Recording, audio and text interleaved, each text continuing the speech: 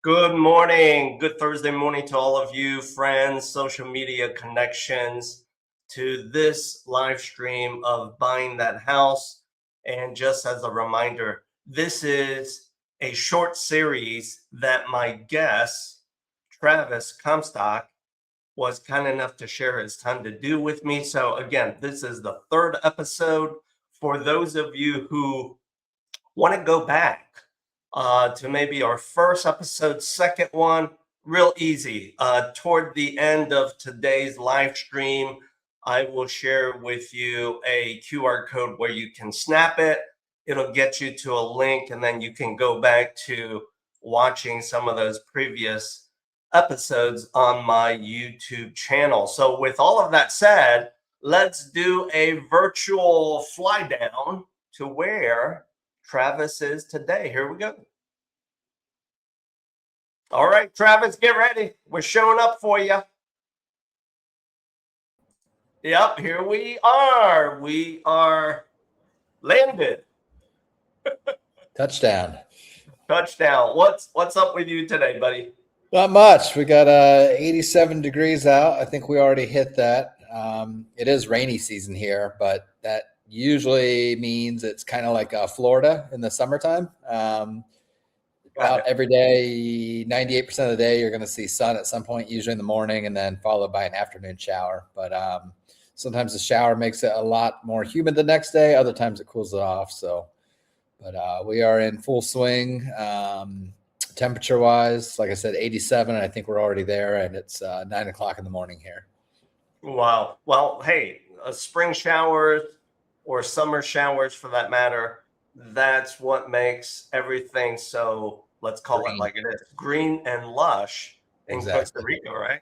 Yep. We were just in Mexico about a month ago, and quite the opposite. You know, we were in the Baja California Sur, and it's beautiful, but it's dry. It's cactus and palm trees, and here we have no cactus, but quite a bit of palm trees, a lot of other green, plants and tons of fruit. But yeah, it's definitely green here, and we're in the Central Pacific, which gets, I'd say, the right amount of rain. Up north in Guanacaste, they have rainy season, but it's much more dry. And then in the Southern Pacific zone, when their rainy season it hits pretty hard. So the more south you go, the more you get hit with the rain.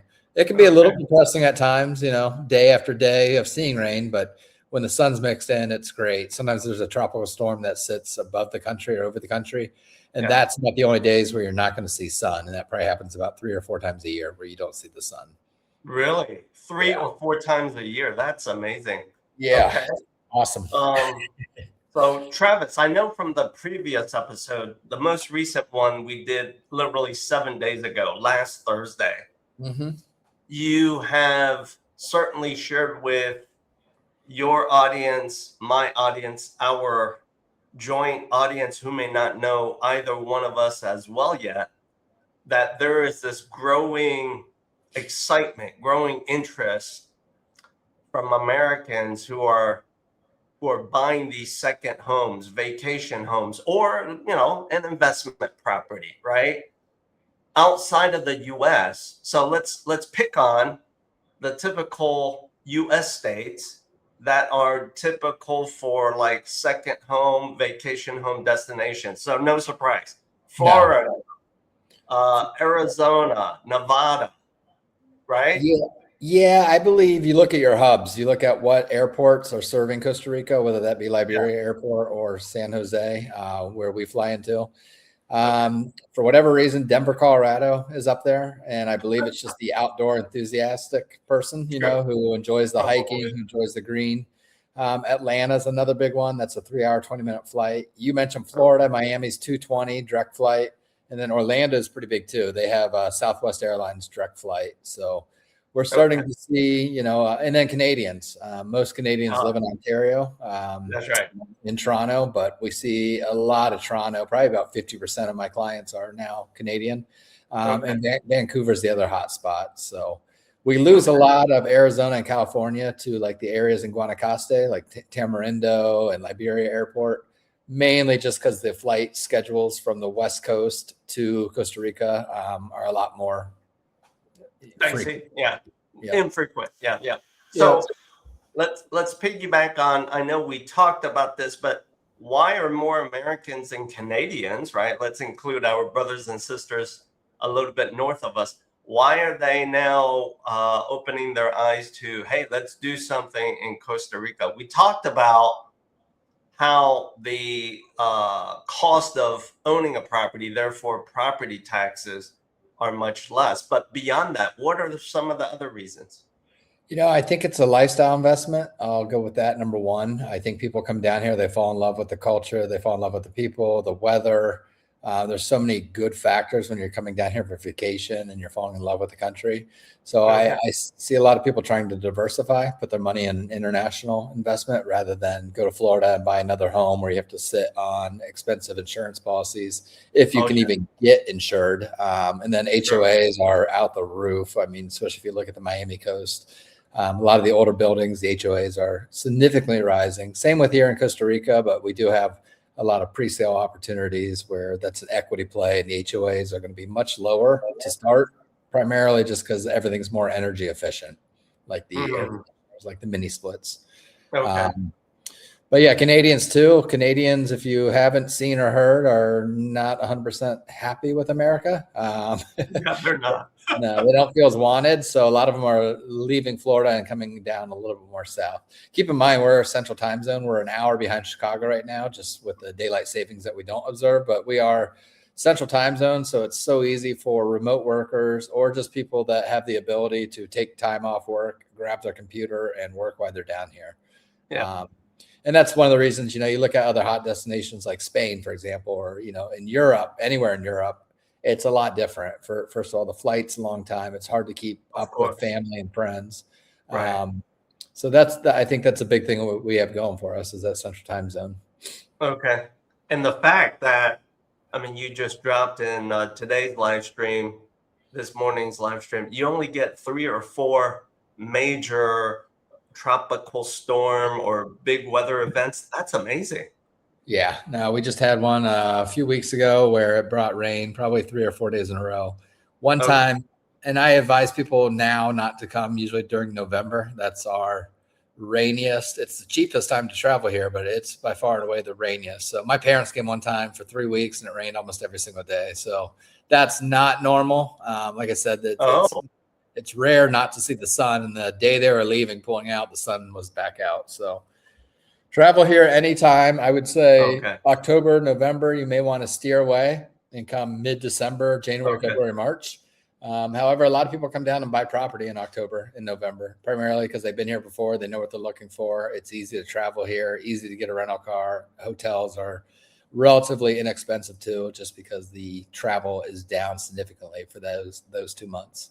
Yeah, it's the off-peak season. So maybe a great time to commit to buying something. I think so. Yep. Right now, we're seeing an influx of people. Tourism's up right now from last year, which is huge. We ended up last year thinking it wasn't going to be a great year, and it wasn't, but it finished extremely strong in December. So that helped kind of pull the numbers up on an average basis for the entire year. And then this year's, we're just crushing it. We have so many arrivals into the international airports. Yeah, it's kind of lines up with if you think about in the States when graduation parties are happening in May, we don't see a lot of people. Here comes June, July, and half of August, and we see an influx of people coming down from the States primarily because school is out of session. And then about mid-August, it goes very, very quiet all the way to December. And that's just because kids are going back to school, going back to high school, going back to college. Teachers are going back to work. So we align pretty nicely with the U.S. and the holiday schedule. Okay. All right. Let's talk about this. As you may know, the average age of a buyer right now in the U.S., surprisingly, right, or maybe not, is pushing past 55. Woo. That's where most of the buyers are at here in the U.S. What do you see persona-wise as to the first-time buyer of a property from America or Canada in Costa Rica? What do you see? I mean, it's interesting you say that times have changed. Back when I came out of college, I saved up enough money and I got a house when I was 21. So, I mean, now I think it's so much harder because the prices have gone up, inflation's gone up. A lot of the millennials are not able to afford at this time, or they're going in on investment, whether that's a fractional investment with a buddy, with a parent, etc. Sure. Down here, we do see a lot of 50 and older, but those are the people who are thinking about retirement. Those are the people thinking about coming down here 6 months out of the year. However, like I mentioned in our last podcast, I have a younger gentleman from Miami who can't afford a place in Miami, so he rents, and he lives here as a secondary home, puts it on Airbnb, makes enough money to pay his rent in Miami and come down here and enjoy it. So we're seeing a lot of, I would say 30 plus. I would say probably, if I had to guess, around 42 to 45 is our average age. But yeah, it varies quite a bit. All right. So let's now shift gears, and if I may, let me highlight a property that you are currently selling that you have listed for sale right now. So let me bring that up here into our virtual studio screen. Here we go. So this is a property, right? Yeah, this is an amazing property. It won't last long. It's as you can see, it's in Jaco proper, which is a 2.5 to 3 mile stretch of beach. The reason why this is so popular is it's in a gated community with a golf cart ride that's about 5 minutes away. Not only that, it's got a resort style pool. It's got pickleball. It's got tennis. It's got putt-putt golf. It's got Olympic sized pool. Pretty much all the amenities you can imagine. This particular unit has a lot of upgrades with regards to installation, and it's never been rented. It's bought and sold by the original investors. Wow. But a beautiful house, 3-bedroom, 2-bath, sitting 5 minutes from the ocean for $327,000 is a steal. Like I said, it's a gated community in a beautiful south end of Jaco where everything is a lot more lush and green. In that back picture, there's an opportunity to do I guess it would be a splash pool, right where that yellow grill is at. That could be moved in, and then there could be a pool there. A lot of the neighbors have pools, but you're not going to find many neighborhoods like this sitting in Jaco proper, this close to the beach with that price tag. You can see the pictures there. It's beautiful. Yeah. And a single story home. You just brought up the fact a lot of retirees or people, in their 60s may be coming down. A lot of people don't like steps. So single family home is definitely the way to go. Yeah. As I've shared with some of my clients, real estate connections, partners like you, ranch homes are the bomb right now. Yeah.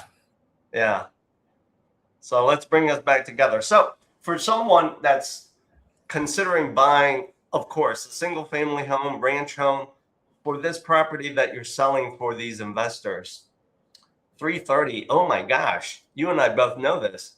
You can't buy a whole lot. It's kind of like a diamond in the rough here in the Midwest for the most part. Yeah, I mean, any major city, I feel like, is well above that. That house right there in Chicago, you name any suburb, would be 600, 700,000.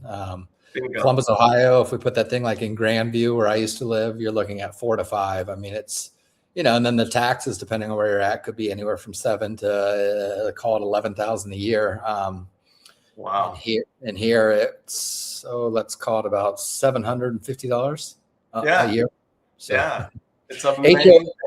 HOA fluctuates with the exchange rate, so it's not doing that great right now, but it's about $185 a month. And that covers everything you can imagine, including a master HOA policy for the development, 24-hour security, landscaping, pool maintenance, everything that you can imagine that HOA will get you.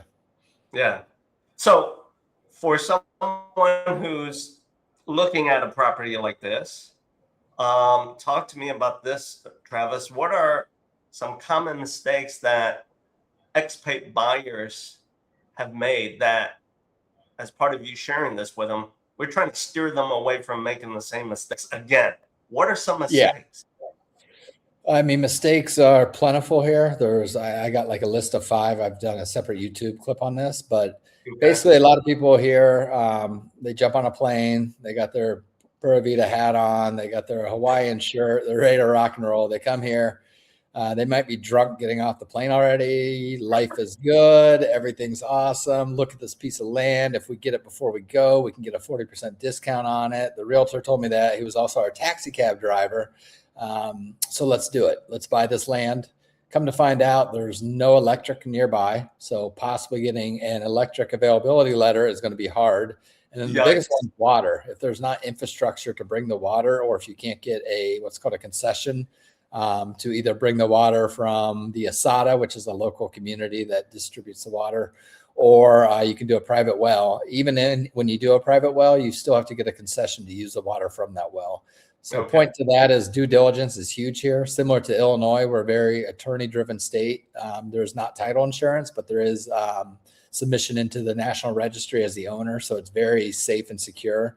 But without doing your due diligence and without having water, for example, you're buying a piece of land that you're never going to sell, or you're going to have to sell to someone that wants to drill a well, dig a well. So, a lot of people get stuck with their hands out because they just bought a piece of land that's absolutely worthless because of a lack of water or a lack of electricity. So that'd be number 1, not doing the due diligence. Number 2 is just the purchase price is only the bottom line. When we look at the story, you have HOA fees like we discussed, property tax, property manager. So those figures need to be added into the cost of the overall purchase. And then if you want to deduct rent from there as a projection, that could help understand how much money you're going to be putting in your pocket from a return on investment standpoint. Right. Number 3 would be ignoring the local market nuances. And what I mean by that is each beach is different. Hako Beach, for example, has tons, almost 2,300 Airbnb units, or condos, I should say. Probably half of those are Airbnb. So you get a lot of eyeballs. You get a lot of people looking on this beach, whereas let's say you go to a beach south of here, like Esterias or even Playa Bandera, like an hour south of here, if that, it's going to be a lot different. You're not going to have all the tourists coming to a touristy destination. So your occupancy is going to be way down compared to if you were to buy in more of a, call it vacation beach town area like Hako Beach. So that's what I mean by the nuances. Every beach town is different. You can't expect the same return on investment from beach 1 to beach 2 or mountain 1 to mountain 2. Number 4, choosing the wrong property for your goal. This comes back to what's your strategy? What's your investment? Is it going to be a lifestyle investment that memories are going to be made? Is it going to be where your family comes and enjoys it? Is it going to be where your friends come and enjoy it? Is it going to be an embarrassing house that you're afraid to show off? But basically, it's understanding the right property for your goal. For example, there may be a villa in the mountains with killer ocean views, but the price tag on that has nothing to do with the current buyer. And a lot of times people try to stretch their money, and without having the complete picture, it can be pretty hard to do. Number 5 is not planning for a property manager. A lot of times people will do their Airbnb. by themselves, which is great, the communication, the bookings, but they're not factoring in the cleaning fees, the maintenance fee, the money on reserve, the money to pay the utilities. So property management here goes anywhere from 20 to 25% off the top. So, it's not insanely high priced. I think similar to kind of what we see in Chicago. But that not understanding the property manager or getting a good one can really destroy your investment, and not having an exit strategy, which again, that villa is nice, but how are you going to sell it and to who? Most people that want to move here are beachgoers, and then they live here for a little bit longer and then they head up to the mountains. So having an exit strategy, whether that be a 5-year turnaround dump, ride the equity, it needs to be established. And even a property manager can kind of help with the goal setting and looking at occupancy rate, nightly, daily rate, and just figuring out a good return on investment for a client. I have people call me now and they're looking for 10% return on investment. That doesn't exist. It doesn't exist anywhere. No. I don't care where you're at, Hawaii, Miami, doesn't matter. So what I try to do is a rental analysis that's on the conservative side. And basically I'm shooting for a 5% return on investment for my clients. If that doesn't happen, which a lot of times it won't, what we're looking at is about a 3 to 4% return on investment. But the biggest thing, especially in a pre-sale situation, is the equity that you're sitting on once the project or once the development is complete. So I would say equity in terms of year-to-year rise would be about that same 3 to 4%, depending on where you're at. Okay. The exit strategy could be, hey, we're going to use this property 2 months out of the year, or we're going to use it 2 weeks out of the year. We're going to rent it. We're going to be realistic and understand that occupancy rate may be anywhere from 55 to 65%, which is going to yield X amount of cash into our pocket. And then if you assume the appreciation in 5 years, that's where you can dump the property for profit. Or what I see a lot of people doing is foot in the door, then trading up. Got it. And when they trade up, do they have to worry about like the 1031 exchange stuff? No, they don't have to. Right? No, a lot of times if you're not selling your property, you can kind of do a bridge loan to carry the gap between your current property. But no, 1031 exchange from Europe is possible, but not from the States. I have a lot of people ask that question. So those are the 5 mistakes to avoid. I would say the way you avoid them all is you get with a trusted real estate agent like myself. And then I have a team of lawyers. So, it's similar in the States. I'm supposed to recommend 3 or 4 different ones. I have 2 or 3 that I work with hand in hand. So depending on who you are and who you're going to work best with is who I can kind of, send the deal to from the attorney side.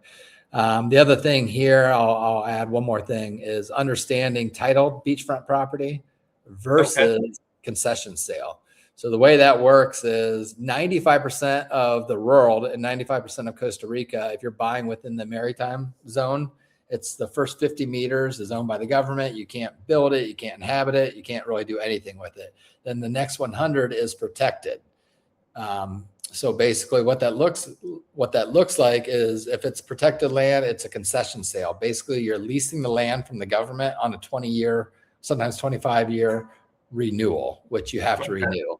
Point to that is it's complicated. In Jaco, where we're at, it's titled beachfront property, the same as you would own in the States. It's exempt, if you will, from the maritime law.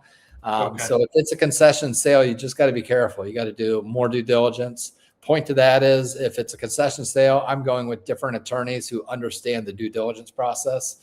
And concession's fine. Like I said, it's everywhere in the world. You just got to be very careful what you do with the property, because if you misuse it or you build, let's say, outside of the legal zoning permitting, that could essentially be the government property when it comes time to, renew that lease.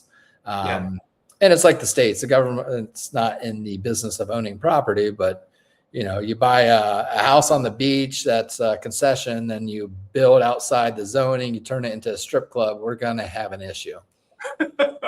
Or whatever you build, the government, the municipality reserves the right to basically say, well, we take it from you, right?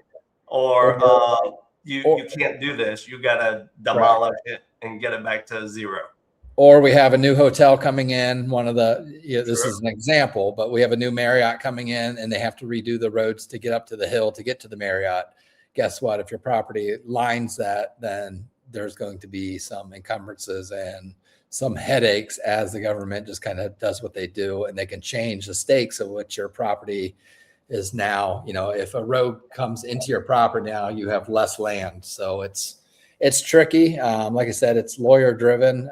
It's not unsafe, but as you can imagine, Bill, if I say, hey, here are your two options: title beachfront property that you own in the National Registry, or you can do a concession sale. Also, with a concession sale, if you're an American or a foreigner, you have to start a corporation and have 51% of it owned by a local TICO or TICA. Typically, that's going to be an attorney that you're working with that just has limited power of attorney, so they can't make any decisions that affect the property, but they are, the face, the owner of the corporation that owns the property. Oh my gosh, I didn't know. Yeah. So that's why HOCA is so popular. These details. That's amazing. Yeah. That's why HOCA is so popular. We don't have that. So literally, I'm in a condo right now, sitting on the beach, and it's fully titled. Yeah, fully titled. A percentage of ownership if it's a condo, or if it's that single family home. It's your typical like fee simple ownership. Exactly. Yep. As opposed to the land leasehold stuff, right? Yeah, exactly. Yeah. All right, audience members. Now that you've heard all of the stuff from my good friend Travis Comstock, who has already lived this lifestyle that maybe you're thinking about, dreaming about, and yes, that's you. Canadians who may be wanting to go a little bit farther outside of the U.S. for the reasons that we joked about, or it could be you who maybe inherited an estate and you've got some money that you want to invest in.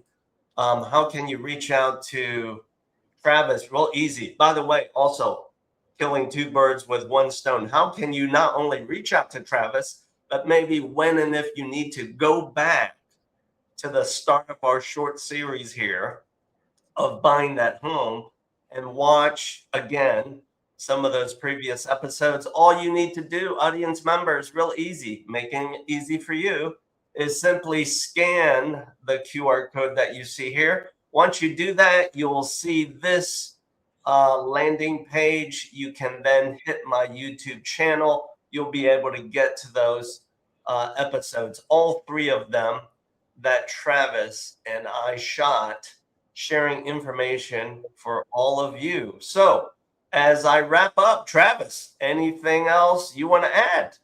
I think that's it. Feel free to call, email, LinkedIn, YouTube, whatever way to get a hold of me. So I appreciate you having me on. I think it was a fun 3 series. Hopefully it was educational for your listeners. And anytime you want to reconnect, I think there's a lot to talk about as the market changes here, for sure. That's spot on. So, Travis, adios. To all of you, amigos and amigas, adios. See you in the next episode of Buying That House. Music Posse, let's play us out. Let's go.